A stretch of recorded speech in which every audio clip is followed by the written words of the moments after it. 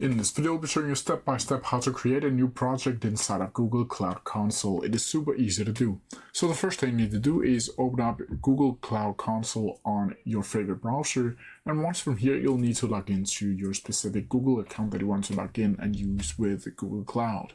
From here, it should look something like this. Now from here, you'll need to go up to your projects over here, where it'll also say Open Project Picker. And from here, you'll see an overview of all of your already existing projects.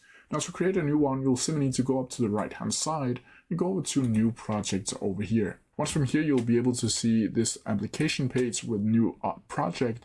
We'll be able to choose the project name, where I can click here and change it to any specific project name that you want to choose.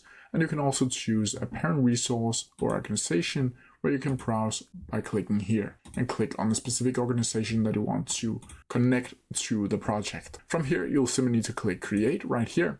And from here, you'll have successfully created a new project, as you can see over here. Now from here, you can select the project. And from here, you'll also be able to see everything and set it up by clicking Set up the App Hub right here. But that's how you're doing. If you have any questions about it, please leave them down in the comment section below, and I'll try my best to answer them as quickly as possible. See ya!